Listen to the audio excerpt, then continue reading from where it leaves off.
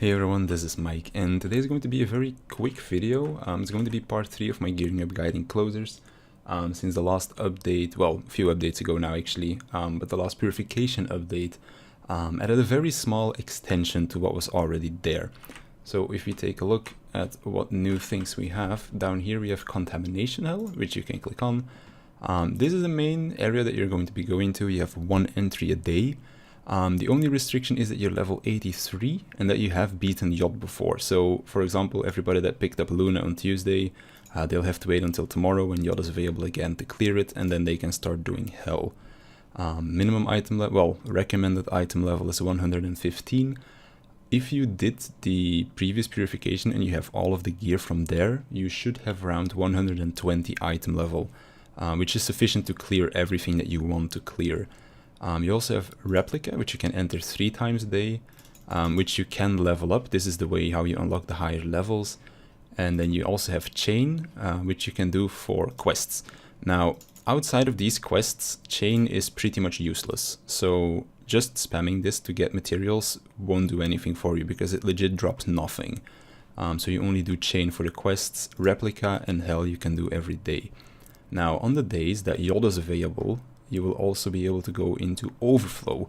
Overflow is available a few times a day for like an hour. It's kind of like doppelgangers. And when you do Overflow, it's also just 1 entry, but it's basically a more difficult version of Hell.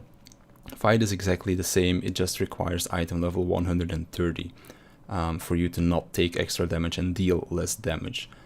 So Overflow is kind of meh. It has really good rewards, but when you're still gearing up, you really need a party of 4 to clear Overflow, and even still I recommend, even if you're completely geared up, like just do Overflow with 4 people, or it will take a long time. Same with normal Hell. If I try to solo Hell now, it'll probably take me like 15 minutes. With a party of 4 it takes like 4 or 5 minutes. So that's why I recommend a party for that. Now, what you can actually do with all of the stuff that you get from Hell is really cool.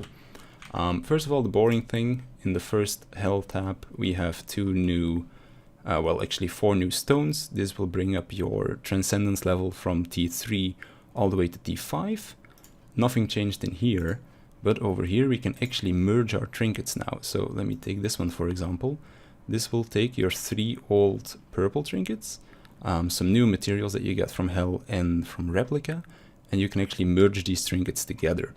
This is why I set the keep hold of your extreme gear, because when you merge all 6 of your trinkets into 3 new trinkets, you'll actually have place to use your extreme gear again.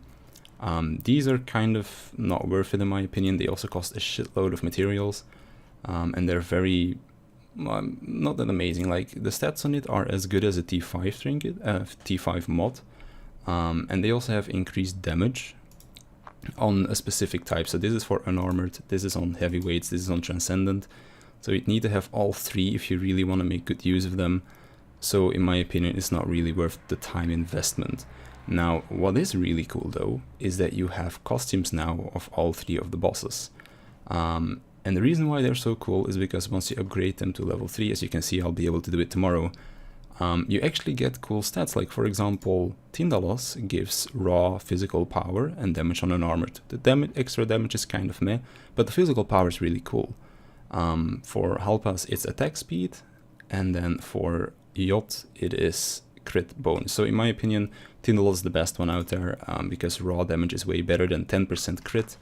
On top of, let me check what I have real quick, like I already have 650 crit. So having an extra 10% on that won't really be noticeable, whereas the 100 extra raw will be. Now, for some characters attack speed is really nice as well.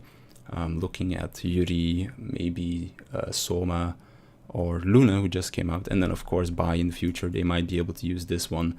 But for now I'm taking this one. This is also the best one for PvP, because the stats get carried over in PvP, whereas attack speed and crit damage are capped.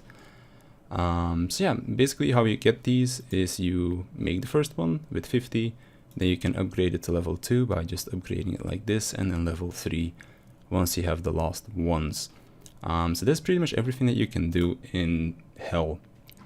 You get the new stones to get the T5, you combine your trinkets, and then you have the full body costume. Like, the reason why the full body costume is really nice is because when you're someone a new player and you miss the special agent event for your specific character, it's kind of annoying to get a full body costume without actually paying for it in the cash shop. So getting it this way is really nice, and then on top of it also having the extra stats on it makes this definitely worth your while to go and get these costumes. So yeah, that's pretty much everything that you can do in Hell.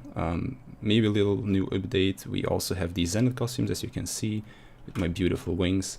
But other than that, I don't really think there's too much to talk about. So with that, I hope you kind of learned something new. If you have any questions, feel free to ask them down in the comments, and I'll see you in the next one.